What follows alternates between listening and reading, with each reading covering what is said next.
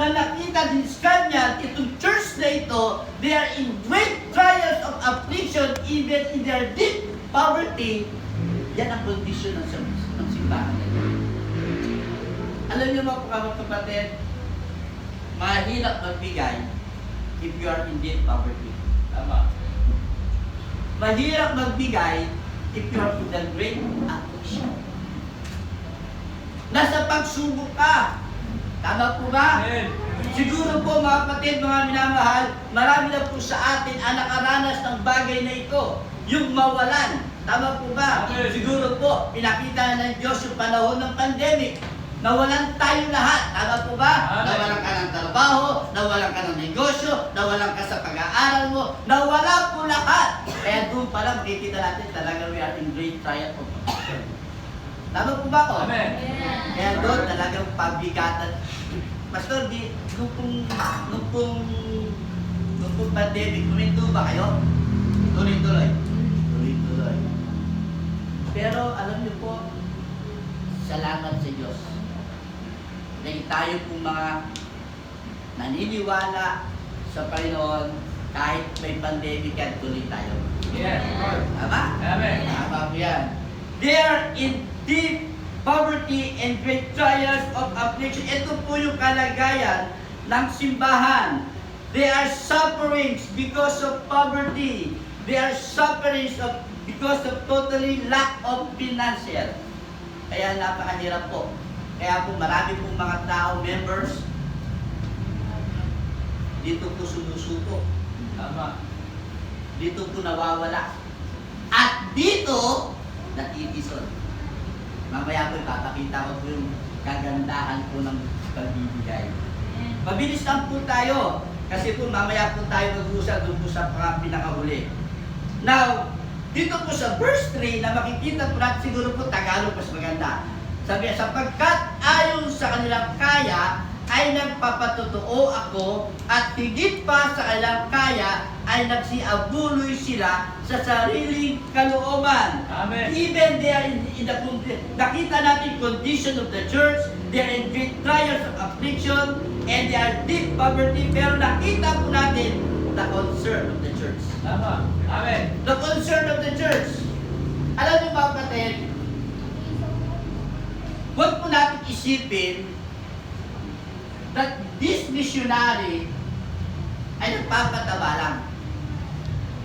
Huwag po natin isipin na itong mga misyonero po ninyo at sila po ay parang nagpapasarap ng no. Mga kapatid, mga minamahal, ako po'y naniniwala. Ito po mga misyonero nito, sila po ay may mga pangarap din. Tama po ba? Amen. Gusto nilang magkaroon ng maganda at saganang buhay. Pero kung sila po ay tinawag ng Panginoon, sila po ay pumayo. Amen. At sa paghayo po nila, dala-dala po namin ang yung wala kaming pera. Yun ang dalan po namin. Pero totoo naman po yun. Lagi ko naririnig doon, ako pa po ay young people. Sa gawain, sa misyon, walang pera. Kaya sabi ko, ay ayaw ko gusto. Ganun ako. Lagi ko po naririnig yan sa maraming pong pastor. Marami po akong naririnig sa mga misyonero na nagpukwit. Kaya salamat sa Diyos. Wala man kami dalang pera. Baka kami nag-misyon. Pero dala-dala namin ang Diyos. Amen. Marami po akong kaibigan ng pastor na wala na sa gawain. Alam niyo kung bakit? Because many churches has no concern for the mission. Amen. Totoo po yan. Kahit gaano kayo karami, kahit gaano pa po kalaki ang yung kayamanan o pera, if you will not give them in the mission, wala pong pera sa iyo. Amen. Because I believe, hindi tatanungin ng Diyos anong yaman meron tayo. Tatanungin ng Diyos yung kaluluwa. Nanandala natin pass. Alam niyo po ba kung bakit ang Amerika pinagpapala? Yes. Amen. Alam niyo ba kung bakit ang Amerika pinagpapala? Because they love the mission of God. Amen. Mahal po nila ang gawain ng Diyos. Mahal po nila ang mga misyonero na bumahayo para sa gawain ng Diyos. Kaya sana po, members, magkaroon po tayo ng concern sa gawa. Amen. Salamat po sa Panginoon because they are willing to give. They are willing to support even they are in deep poverty. Mabilis lang po tayo. Amen. Sabi ko po sa inyo. And number 3, nakikita po natin. Verse 4. Nalubhang pinamamanhik sa amin ang tungkol sa biyayang ito sa pakikisama sa pangangasiwa ay mga abuloy sa mga banal. Amen? Salamat Amen. sa Panginoon. Nakita po natin the commitment of the church. Amen. Amen. Alam niyo kapatid, akala ko noon ang gawain, basta aaten ka lang, aawit ka lang, magpapalain ka ng Diyos. Galing po ako sa dalawang bayo kong pastor. Pastor Dick Pardo, ay Pastor Ulan. Alam niyo po ba? I saw their ministry. Nakita ko po ang mga members. At yung panahon na sila po ay nag-uumpisa sa pagbibigay sa mga misyonero, sabi ko pa nga minsan, sabi ko wala na nga pera sila atin na kailangan pa nilang magbigay. Totoo po yun mga kapatid. Even yung aking pong kapatid, nakikita ko, even they're starting mission, sa 1 year pa lang nila, nag-support na sila agad ng missionary. Amen. Wow, sabi ko, samantalang magbibilang mo lang ang members nila. 10, 15, mga baguhan. But they teach how to love the mission. Amen. Amen? At nag-umpisa yung commitment po ng mga membro nito. Kahit sila po ay wala, kahit sila po ay wala pong pinagkukuhanan, pero nakalagay sa puso nila na kailangan nilang mahalin ang gawain ng Diyos. Kailangan nilang mahalin yung puso ng Diyos because mission is the heartbeat of God. Amen. Amen. Tama. Eh, huwag yung kakalimutan yan, mga kapatid. Wala pong ibang bagay na magpapasaya sa Diyos, kundi mahalin ang kanyang misyon. Amen. Mahalin ang kanyang mga misyonero. Yes, sir. Kaya ako po, hindi po biro maging pag-misyon. Bago po ako naging misyonero, naging local pastor po ako. 2010 when I start sa Leonardo. Actually, dapat 2008 pa o 2007. Why? Because on that place, yung po yung lugar ko na pinupuntahan yung time ng girlfriend ko yung aking pong may bahay. Doon po ako nakikipamesta, nakikipag-birthday, sa tuwing Pasko at bagong taon, nandun po ako sa best friend ko. Nag-iinuman kami. Kaya doon po ako yung naging pastor. Sabi ng aking bayaw-bayaw, 2007 po yun. Si-send out na kita. Saan po bayaw? Sa San Leonardo. Hindi dahil sa ayaw ko. Ay, hindi dahil sa yung kinukontra ko siya. Sabi ko, parang hindi pa yata perfect time. Sabi ko, parang hindi pa yata perfect time bayaw. Pero ang totoo nun, ayaw ko pang pumunta. Bakit? Makikilala ko. Makikilala ko ng mga tao na dami ko yung mga nakakalimutan. At alam niyo po ba, yung bahay na dati ko namin pinag-iinuman ng aking kaibigan at kumpare, naging mission house. Amen. Naging mission house. At yung kumpare ko, na matagal kong nakasama sa inuman, pastor na kayo sa Bicol. Amen. Amen. Amen.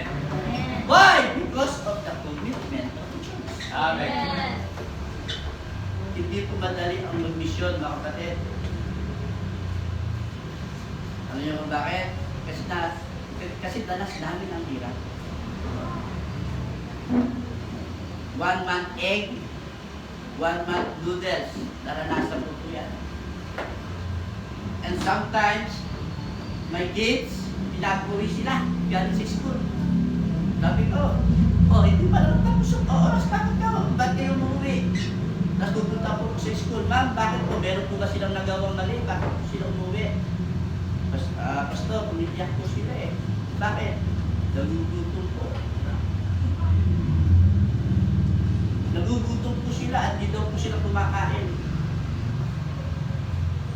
As a father, masakit sa akin. Sakit po sa akin. Kaya 2030, sabi ko sa sarili ko, magtrabaho kaya ako.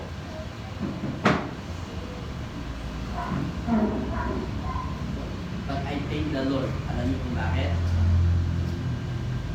Many churches give a commitment to support us Amen. to survive. 200, 300, kahit any amount. Nakasurvive pa. At alam niyo po ba, yung mga simbahan na yun, pinagpala ng Diyos. Amen. Mga kapatid, remember the widow woman Amen. in the time Elijah? Amen. Makikita po natin yan sa 2 Kings chapter 17 verse 8 to 16. Diba? Inutusan si Prophet Elijah ng Diyos pumunta sa isang lugar at sabi niya, meron akong nakahanda para sa iyo doon.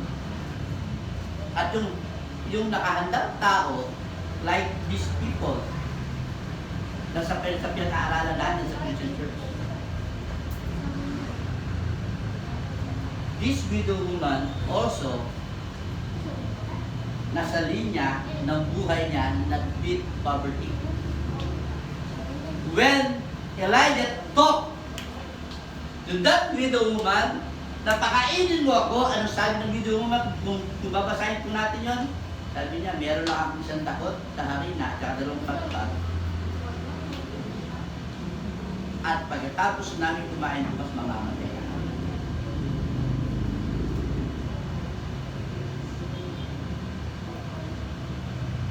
Ano sabi ni Prophet Elijah? Fear not. Matakot. Gawin ko. Amen. Pinakain niya ba si Prophet Elijah? Yes. Yes! Amen. Namatay ba ang widow woman at yung anak niya? Hindi! Kung babasahin po natin yung kanya pong verses, nabuhay sila at nagkaroon pa ng maraming yaya. Alam niyo ba, kapatid, hindi kayo nagtataka? Bakit sa mga church na ganito, walang mayaman na liligtas? Tama. Yung mga mayayaman pupunta sa mga malalaking simbahan. Yung mga katulad nilang member din, na mayaman din, para parehas. Tama po ba? Amen. Pero bakit tayo ang naririto? Alam niyo kung bakit? Because God knows one day you will give yourself to Him. Amen. Bibigay mo isang araw ang buhay mo sa Kanya ng 100%. At magagawa mo ng lahat para sa Kanya. Amen. Amen? Kaya mga kapatid, napakasarap makita itong misyonero na to na kahit gaano kahirap, you still give your commitment. Na isang araw, magpapasalamat sila sa inyo. Amen. Ako, nung naging misyonero na po ako, sabi ko sa Panginoon, pumunta po ako sa mga local pastor. Yung po mga nag-support sa akin, local pastor lang. Walang misyonero, kundi yung aking bayaw lang. Nagpasalamat ako sa akin. At lahat ng mga kaluluwa naglilingkod ngayon sa church, yan lahat ay iman. Amen. Amen? Kaya mga kapatid, fear not. Give what you have. Kaya nga ito, salamat sa Panginoon, nakikita nyo bakit sino wala siya ang ginagamit ng Diyos. Amen. Naniniwala po ba kayo? Amen. Basta may mayaman ka bang member dito? May milyonaryo ka bang member? Kaya sa utak. Ito totoo po. Kung sinong wala, siya ang ginagamit ng Diyos. Speaking of the 5,000, sinong ginamit ng Diyos? Yung bata. Pag pinag-usapan natin ng bata, pwede magdawag yan. Tama. O, bigyan mo ng candy yan. Tapos hihingi ng bata, hindi niya bibigay yan. O, akin to. Pero bakit, on the time of Jesus Christ, on the feeding of 5,000, actually, hindi na po 5,000 yun eh. Hindi na po 5,000 yun. Almost 15,000 kasi double eh. Tama. Pero tingnan nyo po ha, isang bata ginamit to feed these people. Why? Because of his willingness to give. Amen. Anong sabi po natin doon po sa ano? Sa verse 5, I think, sa verse 5 po yan. Tira nyo po ha.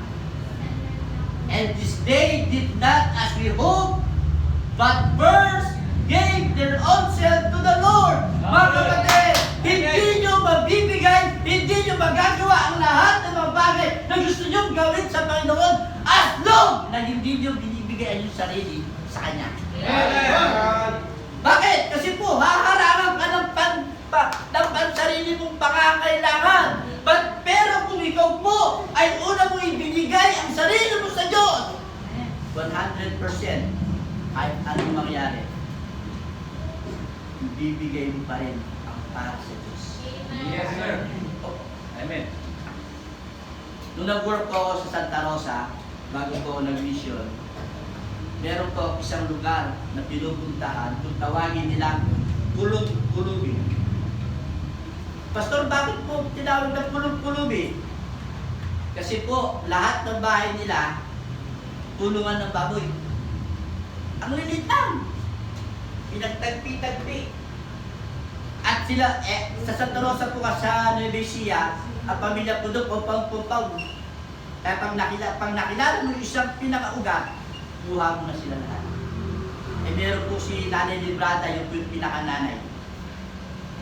Diligawan ko po yun.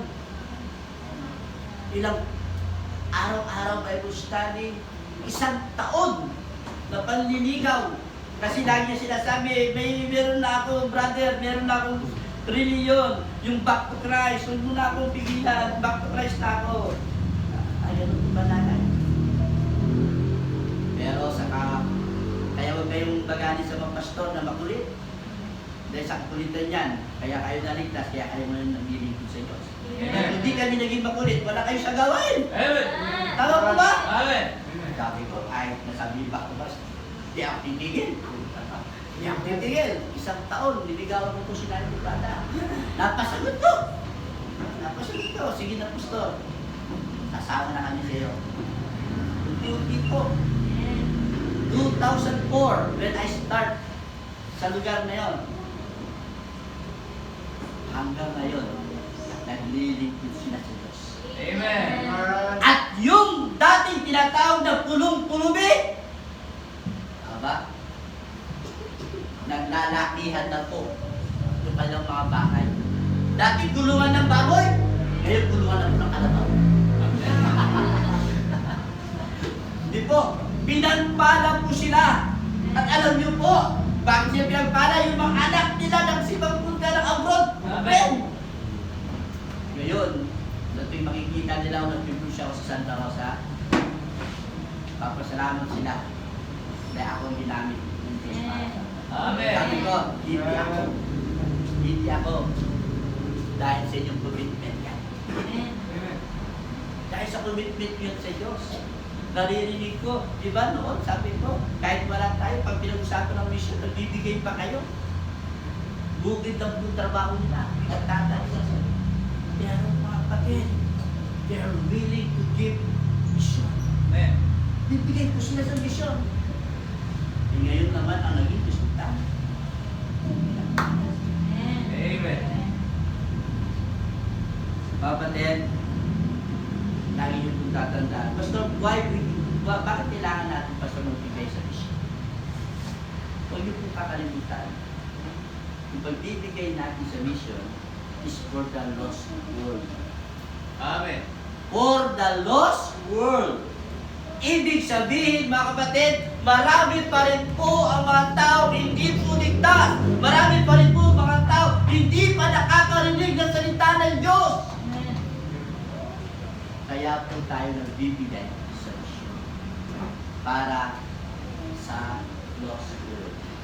Bakit, Pastor, tayo nagbibigay sa mission? Because for the Lord world. Amen. Amen? Kaya ka nagbibigay sa misyon dahil sa gawain ng Diyos. At kaya ka nagbibigay sa misyon is for the Lord's work. Amen. Para sa mga lingkod ng Diyos na umahal. Kaya hindi ka magiging masaya sa buhay mo. Ito po sasabihin ko po sa inyo. Hindi ka magiging masaya sa buhay mo. Pag ikaw mismo na Kristiyano ay hindi ka naging bahal ng misyon. Amen. Totoo po yan. Don't get me wrong. Ako po, nung nag-start po kami sa church, napakaraming pagsubok. Mga members nun, huminto sila sa misyon. Dahilan nila, kahirapan. Pero ako, nagpatuloy po ako. Kasi ginawa ko po sa kanila noon, one family, one missionary. Ganito po ginawa ko sa kanila. Eh dumating po sa punto minsan yung mga commitment. Talaga minsan nakakalungkot pag sa Diyos. Sa totoo lang, pag gawain, nakakalungkot. Hindi natin mabigay 100% commitment. Pero pag sa school, pag sa trabaho, o sino man, binibigay niyo yung 100% commitment ninyo sa mga tao. Tama. Tama ba? Amen. Kaya po, pag hindi sila nag-support, ako po ang nagdadala. Hindi ko po hinihid po. Kaya po hindi po ako nagtataka kung bakit at my age in the ministry, pinagpala ang gawain. Amen. Pinagpala ang gawain. Yes po. Because of the commitment. Alam niyo mga kapatid, fear na. Hindi matakot. Kasi ako po naniniwala, hindi tinitingnan ng Diyos yung skills mo. Hindi tinitingnan ng Diyos yung trabaho mo. At hindi tinitingnan ng Diyos yung puso mo. Yes, sir. Young people, challenge ko sa inyo. Bibig. Amen. Sa ganyang model nyo, mahalin nyo na ang gawain. Amen. Alam niyo kung bakit? Testimony ko lang po, sa amin po sa Santa Rosa, we teach them to love the ministry, especially mission. Kahit po estudyante pa lang sila, nagsusupport po sila ng mga missionary. Amen. Alam niyo po ngayon, nasa career na sila, hindi lang po sila nasa basta career. They are in good career, mga kapatid. Kapag pinakita mo sa Diyos yung pagmamahal mo sa gawain at sa kanyang misyon, pagdating mo sa future mo, bahala ang Diyos. Tama. Yes. Amen. Ngayon, pag anniversary ng pastor nila, yung mga karir na young people, sino bahala? Trip to Boracay. Yes. Mga kapatid, sinasagot na nila yung mga bagay na gusto nilang gawin sa ilang pong pastor. Why? Because binless sila ng Diyos. Bakit? Nung sila young people pa lang, natutok sila magbigay ng bagay ng Diyos. Amen. Kaya huwag yung sasabihin, pastor, estudyante pa rin. Pag gusto mo, may paraan. Tama. Pag ayaw, may maraming dahilan. Amen. Tama po ba ako? Amen. Kahit naman po tayo, pag ginusto naman natin, marami tayong pwedeng gawin paraan. Kaya pag ayaw natin, gusto, marami ang pabayarin kaya nga, sugi ko na si Judy. God bless Judith. Judith ng ang nakakalungkot ito po. Pagdating sa pagbibigay, don't get me wrong. Ako kayo nasaktan. Just want to be a blessing. At para makita niyo po para pagpala. Because I believe ang pagbibigay ay susi sa pagpapala. Amen. Naniniwala po ako doon. Naniniwala po ako doon. Kaya, minsan, bayaran ko muna sa kuryente. Bayaran ko muna sa tubig. Bayaran ko muna sa ganito. Bayaran ko muna sa ganito. Pag nabayaran na lahat, okay na. Ito na yung para sa Panginoon. Nakakamit. Pero ito yung totoo. Katotohanan. Katotohanan. Pero sabi ng Bible, Matthew chapter 6, verse 13, seek ye first. Amen. Alam niyo po, nabuhay kami ng nanay namin sa halagang 200 pesos. Maniwala kayo sa hindi. Nung nakakilala na po yung nanay namin sa Panginoon, binigay niya na po yung kanyang sarili. At naging worker po siya ng church nila Pastor Philip Flores, Julius Baptist. At ang support niya nung panahon na yun, 200, 300. A week, palagay mo, mabubuhay kami doon, hindi na kami magkakamali. Ina yun po Dahil nung time na yun, wala nga po kami tatay na pinalakihan. Dahil lumaki kami sa lansa. At doon ako po ay persecutor po ng nanay ko. Like Paul, before he got saved, he is a persecutor of the Christian. Tama po ba ako? Yes, sir. Persecutor po ako ng nanay ko. Lagi ko sinasabi sa nanay ko, anong papapala mo dyan sa church mo yan? Pero samantalang nung bata po ako, nadadala na ako sa church. But because of my rebellious heart to my father, talagang nawala ako sa gawin. Nagkaroon po ako ng iba't ibang mga problema sa Pampanga, sa Fernando, nakilala ko bilang isang gundong, nakaw, snatcher, round, addict. Sa pagiging addict ko po, nung time na yun, treasurer ang mama ko, kinukuha ko po yung pera ng church. Kasi pag hindi na po ako, pag hindi po ako natusukan o nakapag-drugs, nagwawala ako o ano man, kaya dapat may pera ako. Kaya yung pera po ng church, dinukuha ko pa po. Ganyan po si Pastoran. Nung time po nang ako po yung binata. Nung wala na ako makuha sa church, doon na po nag-umpisa na kami ng aking mga kasama. And on that time, galit na galit ako sa tatay ko kasi dahil nga naghihirap po kami. Napakahirap. Naranasan ko kumain ng Jollibee pero sa likod. Bakit pastor sa likod? Kasi nakakakala ko sa basura ng Jollibee para lang maghanap ng pagkain. Naranasan ko po yung maging batang pa. Pero salamat sa Diyos. Alam niyo bakit? Because of the commitment of my life. Amen. Tuloy-tuloy yung commitment niya. Every time I saw nakikita niya ako, buwag bibig niya sa akin, anak, balik ka na, anak, balik ka na. Hindi ako titigil na magpipray sa'yo. Araw-araw, maniwala kayo sa hindi. Kahit ano yung Philip Flores, Pastor Rico, araw-araw, may kumakatok na pulis sa bahay po namin. Sasabihin ng pulis, nandiyan po ba si Guadalupe? Eto naman nanay ko dahil Cebuana at matapang. Sino Guadalupe? Tatlong Guadalupe dito. Kasi tatlo kami lalaki. Sino Guadalupe? Yung pong Randy Guadalupe. Wala dito. Bakit? May ginawa na naman po kasamaan. Araw-araw po yan. Nandiyan po ba si Randy Guadalupe? Nandiyan po ba si Randy Guadalupe? Hanggang lumaki po ako na malayo po sa Panginoon.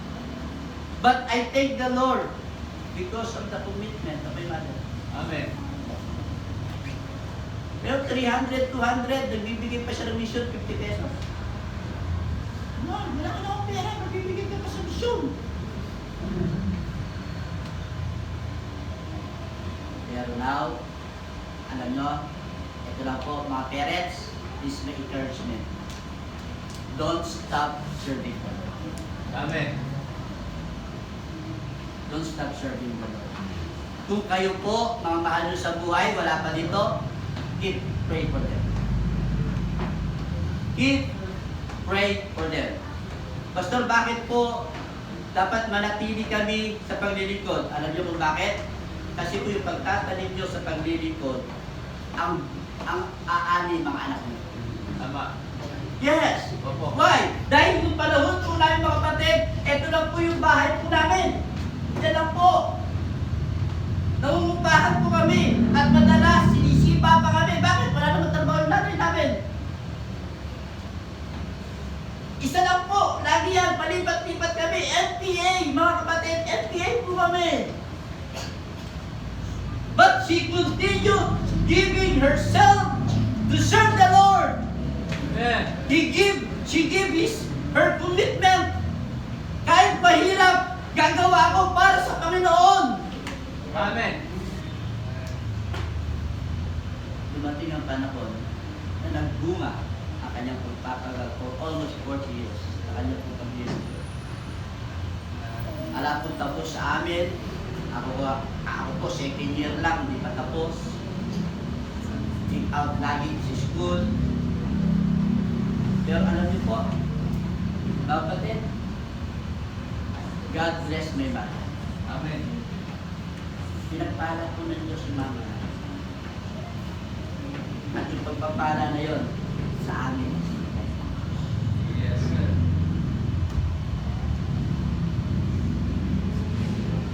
Noon, yung maliit na bahay na pinagtatawa ng kami ngayon, namamangha sila sa blessing ng Diyos sa pamilya. Amen. Isang nanay na nakakilala sa Panginoon dahil sa isang misyonero. Pamilya niya ang naligtas at ngayon. Amen. Yan po ang isang bunga ng mga misyonero kung bakit nagpapagat kami sa daan. Dahil isang araw baka meron isang nanay o tatay na masyadong maraming problema, but he's looking for hope at nakilala niya ang Diyos. Nakita niya ang pag-asa. Amen. Amen. Huwag kayo titigil, mga kapatid. Huwag kayo titigil. Huwag yung tigilan ang pagmamahal niyo sa kaluluwa. Huwag yung titigilan ang pagmamahal niyo sa kaluluwa. Yes, sir. Alam niyo po, nag-invest po ako sa pastor niyo. Tinatanong ko si miss niya. You know, 3 beses sa isang araw nagdadialysis. Kung ako ito, paano ko na kayaan? Ito po. But because nakilala niya ang Panginoon Jesus sa buhay niya, binigay niya totally commitment. Sabi nga ni Pablo, ang mabuhay kay Kristo ay mamatay. Mas masarap na mamatay tayo, pinakinabangan tayo ng Diyos. Amen? Amen. Kaya si friend ko, sabi ko, huwag ka muna mamatay. Marami ka pang, alam nyo kapatid, love the mission. Amen. Yung tingnan kung anong meron ka. Ang tingnan mo, kung magagawa mo sa kanila. Yes, sir. Hindi po tayo talo. Kung sasabihin ko po yung totally testimony ko, mahaba. Pero, pinakita lang ng Diyos. Samantala ako, galit na galit ako sa Diyos. Ano niyo kung bakit? Ang hirap ng buhay na dinanas ko, mga kapatid. Sa aming magkakapatid, ako po yung pinakamahirap na buhay ang dinanas. Kaya ko po sinumpa yung tatay ko. 2015, kwento ko lang po before I end. 2015, tumawag yung kapatid ko sa labas. Kami sa loob eh. Sa labas sila eh. 2015, tumawag yung kapatid ko sa labas sa akin. Sabi niya, punta kayo sa Makati.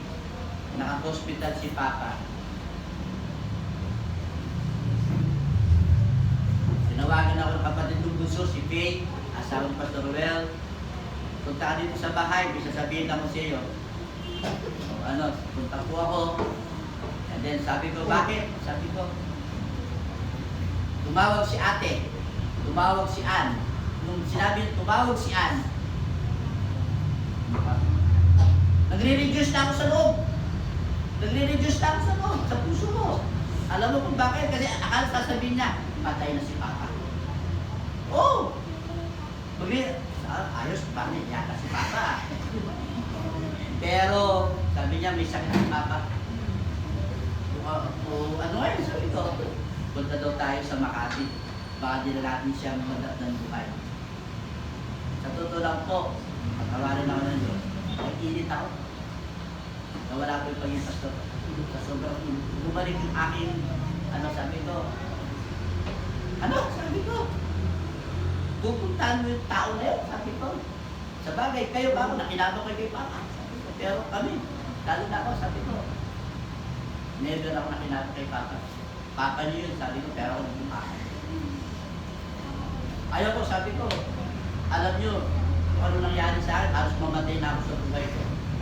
Halos makulong na ako, naging masama akong tao. Sabi ko, dahil sa tatay natin. Tapos ngayon, papuntahin mo na akong ganun lang. No, sabi ko, no. Kayo, sabi ko, puntahin ni ate. Ako hindi. Tawag naman si ate. Sabi kapatid ko, ate, ayaw di ba ko eh? Sige, sabi ko, ate, please, kung na tayo magkontrahan, galit ako kay Papa. Alam niyo yan? Alam niyo yan? Isa lang sinabi sa akin. Kapatid, alam ko hindi naging maganda ang natin kay Papa. Kaya yung laging tatandaan, siya pa rin akin. Siya pa rin akin. Para lang kung pagbigyan ko yung kapatid ko, sumama ako. But I never go inside. Pero na sa kulita ng tita ko, yung madrasa namin, pasok pa. Pasok pa. At alam nyo, for 35 years, doon ko lang nakita.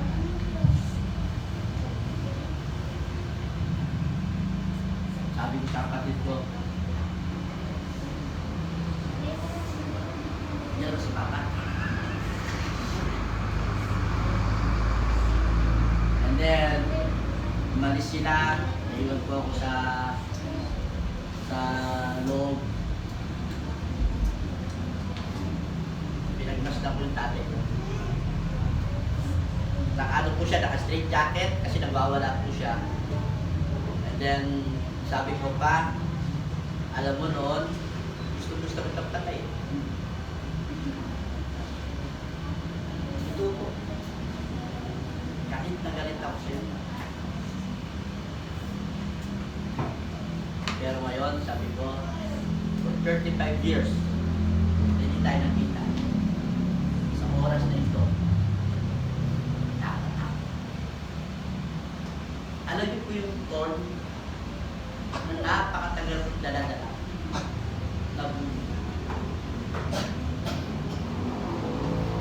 At yung umaga na yun, kasi madaling araw po kami dumating, sabi namin sa tita namin, tita, pwede ba kami muna mag-alaga kay Papa? Dahil po si Papa wala na po sa sarili, sumisigaw na po siya. Patawarin ako ng Diyos sa pamilyang naiwan po sa Pampanga. Hindi ko alam kung nasa sa hindi ko alam kung na paano na sila. Sumisigaw yung tatay namin. Sinasabi ko naman, pa, eto, meron lang anak ko gusto. Sumisigaw. Pa, eto kami. Eto kami. Buhay na buhay. Sabi na kaibigan ko, minsan, pagpadaanin ka ng Diyos sa hindi magandang sitwasyon.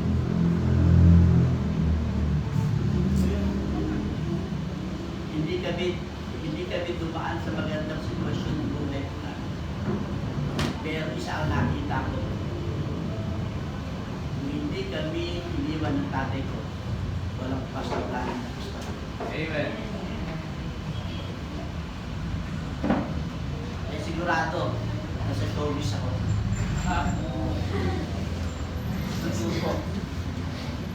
Kaya nung time na yun, napapasalamat ako sa Diyos, napunod yung tinig. 2017, nawala po yung tatay ko. Nawala yung tatay namin, isinakay ng mabait yung mabait kapatid sa labas, nilagyan ng bag, nilagyan ng pera sa bulsa, cellphone, address, isinakay sa biyaheng Bicol, taga Bicol po kami. Magmula ngayon, hanggang ngayon, di ko na nakikita. Di ko na alam kung buhay pa. But, ang lagi ko na lang sinasabi sa Panginoon, kung nasaan man siya, salamat. Dahil sa muling pagkakataon, nakaharap ko siya. Amen.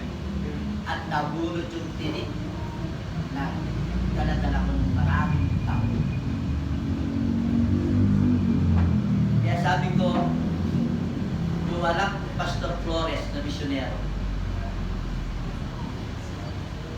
na nag-share ng gospel sa aming mother. Wala kami ngayon na maayos. Amen. Kaya yung pong pagsuporta, pagmamahal nyo sa gawain ng Diyos, huwag nyo ititigil. Kasi isang araw, makikita nyo how God is good. Yes, sir. Sana po, kapatid, fear not, give what you have. Amen? Huwag ka matakot. Kahit ano pang trabaho mo, love the mission. Love the ministry of God. Love your pastor and his family. Mahalin niyo sila. Dahil sila ang ginamit ng Diyos para tayo po'y makakilala. Amen. Kaya ako si Pastor Flores, ito papasalamat namin sa kanya. Talagang hanggang ngayon, hindi matatawaran. Dahil kung wala siya, wala ka. Kaya sana po, kapatid, huwag kayong makakalimutan. Amen? Amen. Hindi natin kalimutan. Kahit sabihin niyo, Pastor, talagang walang-wala na. Pastor, talagang wala. No, hindi tayo pababayaan ng Diyos. Why? Because that is His promise. Amen. I will not leave thee, nor forsake thee. Tama? Amen. Panghawakan natin yun. Kaya huwag kayong matakot. Kaya yung sinasabi nyo, yung lupa na yon, yung kung sasakyan na yon, pag minahal nyo ay ibinigay nyo ang sarili nyo sa Panginoon. Baka pagbalik nyo dito, friend, wala na kami dito sa building. Saan na kayo? Nasa bagong building na. Amen? Amen.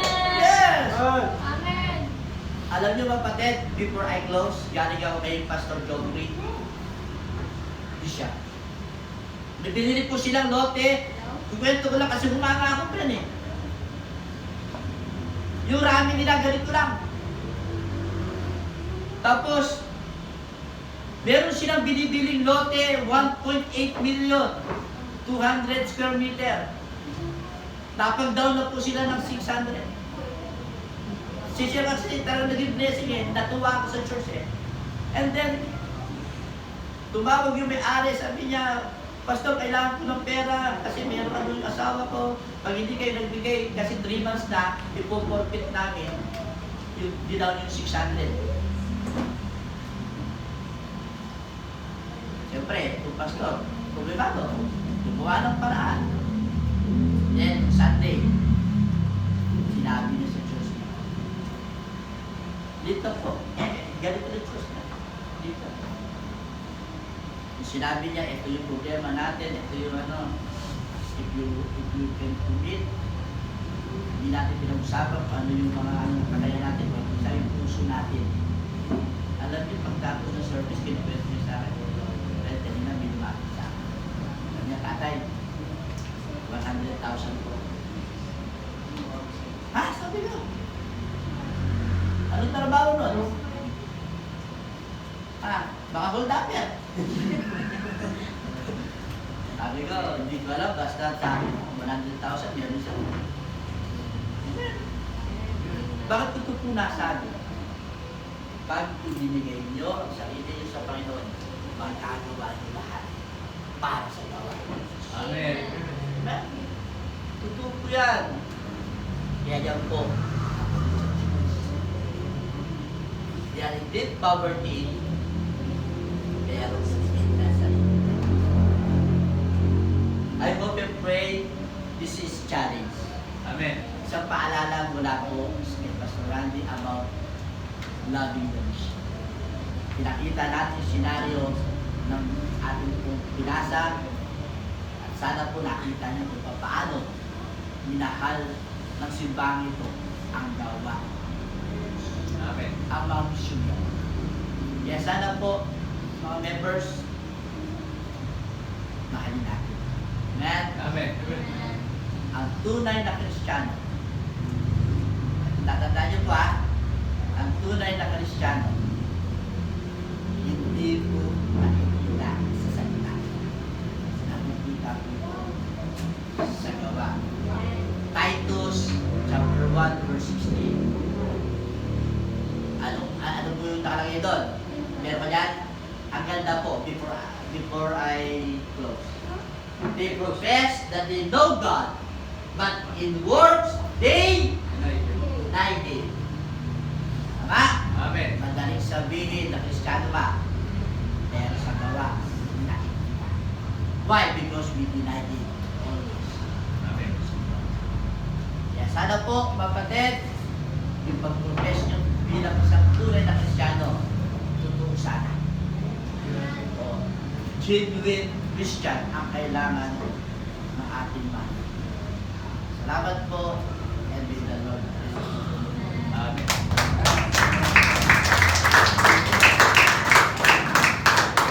Alright, so reminder lang po ang usapan po natin is about mission, about giving. Sapagkat sa totoo lang po, baka hindi natin alam na ang lahat ng creation ng Panginoon ay meron pong ibinibigay. Amen. Alam nyo ang araw nagbibigay ng liwanag, ang ulap nagbibigay ng lilim, ang dagat nagbibigay ng isda, ang lupa nagbibigay ng pagkain, lahat yan ay merong ibinibigay, ikinag-contribute para tayo mabuhay sa mundong ito. Ang church, lahat ng nandito makakasangkapan na yan, ay meron silang contribution para po sa maglilingkod sa Panginoon. Ang upuan, nagbibigay ng komportable. Ang electric fan, meron siya kinocontribute para sa atin dito. Yung aircon, lahat yan. Ito, may binibigay itong magandang boses. Hindi ba? Ibig sabihin, lahat ng nandito sa mga kasangkapan na ito ay meron pong ibinibigay para sa kaluwalhatian ng Panginoon. Pero merong isang bagay dito na nalulungkot Amen. sa kasalukuyan. Na gusto niya magpagamit sa Panginoon pero hindi siya ginagamit ng mga members sa church. Willing siya magpagamit. Totoo yan. Ano po yun? Anong kasangkapan yun? Anong bagay yun? Yung tithes, offering, and envelope. Hindi po yan nagagalaw dyan. Yes. Ibig sabihin, walang gagamit, walang gumagamit sa kanya, nagtatampo siya, nalulungkot Yes. siya. Yes. Walang naglalagay, mga kapatid. Ibig sabihin, walang nagbibigay. So, nakakalungkot yan. Yes, tama. Hindi mo ba? Ayun o, dami o. Oh, ibig sabihin, malungkot siya ngayon. Andun lang siya eh. Gusto yung magpagamit sa Panginoon, pero hindi siya ginagamit. Hindi mo ba? Kasi, tayo mga mananampalataya, madalas tayo makalimot. Ibigay tayo ngayon, bukas hindi na. Alam nyo, ang maganda, dapat consistent tayo nagbibigay. Yun ang importante. Why? Kasi itong araw na ito, na nagkukonsistent siya nagbibigay sa atin ng liwanag, di ba? Eh, paano kung pahintuin ng Panginoon yan? Ano mangyari sa atin? Sa just ganun din. Hindi po uusad ang gawain ng Panginoon kung walang mag-o-offering, walang Yes. matatay. Yes. Amen. Dahil yan po ay buhay ng misyon. Mga kapatid, meron po tayong missionary, 6. Sinusuportahan po natin yan. Ako po, consistent pa ako nagbibigay sa kanila.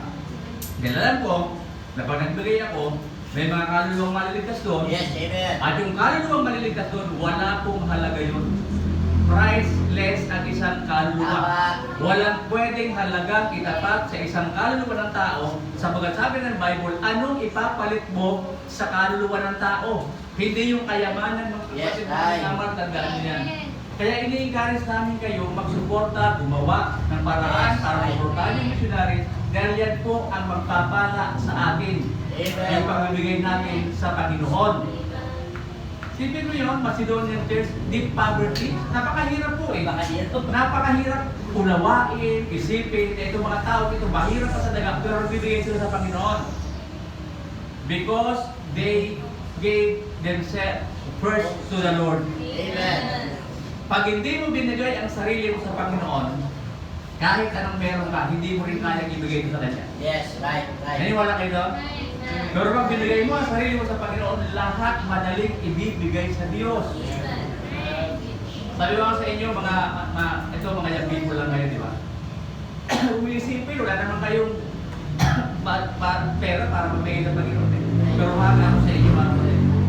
Lalo kayong mga faithful. Ako naniniwala ako one day, magpapalayan kayo ng Panginoon. Amen. Yes, right. Sabihin ko sa inyo, maniwala kayo sa hindi, magpapalayan kayo ng Diyos. Amen. Magtapat lang kayo sa Panginoon. Baka pagdating ng araw, ibibili niyo si Pastor Sana at Pastor Aki na sasakyan dahil pinagpala kayo ng Panginoon. Amen. Hindi wala yung mangyari yan. Tama, Ang tanong tama. sa'yo, hindi kinabutan ako. Totoo yan, no? Hindi ako nagbibiro. Di ba? Pag nagtapat ka sa Diyos, ang Diyos magtatapat mo sa'yo.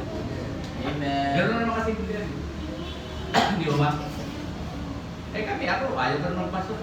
Sa totoo lang. Lahat kami ayaw eh. Wala pa ako narinig na pastor ang sabi gusto mo pastor. Wala. Lahat ayaw. Kung bakit kami nandito sa katatayuan ito. Sabagat alam namin na yung buhay namin ay may kabuluhan pag binigay namin sa Panginoon. Yun ang mahalaga dyan. Kaya sabi ko sa inyo, huwag kayong hihinto. Amen. Huwag kayong lalayo. Huwag kayong tatalikod sa pamilya. Amen. Magpatuloy lang tayo. Dahil pagdating ng araw, doon natin malalaman at yung katuwaan natin ay doon natin masusupungan sa panahon rin. Kapatid, magsuporta tayo. 6 pa lang yan. Dadagdagan pa natin yan. Amen. Alam nyo, pagka pinagpala tayo ng Panginoon, alam naman talaga tayong sobrang pera. Tandaan nyo ha, pag pinagpala ka ng Diyos, hindi sobrang pera mo. Sapat lang lagi yan. Bakit? Pag dumadami yung pera mo, dumadami yung giving mo. Di ba? Sabi nga, increase your giving, not your living. Kasi kadalasan, pag pinagpala, sarili niya inuna niya. Tama, tama. Nakalimutan niya yung Panginoon. Kaya ngayon, pinagpala siya, wala na sa Panginoon. Yung giving mo ang increase mo. Mga kapatid, ha? Tatandaan niyo yan. Kami noon, ang support namin, ilang magkano ba? 6,000 lang ata. Pero susuporta na kami ng missionary. Yes. Yes. Ngayon, medyo lumaki na, nasusuporta pa rin kami. Pero sapat pa rin din, sapat pa rin. Wala na sobra. Kasi ganun yun eh. Pag pinagpala ka ng Diyos, tulong ka ng tulong eh. The more na tumutulong ka, the more na dumadami na yung pera mo, dumadami na tutulungan mo. See? Instrumentulan po tayo Amen. ng mga bagay sa mundong ito.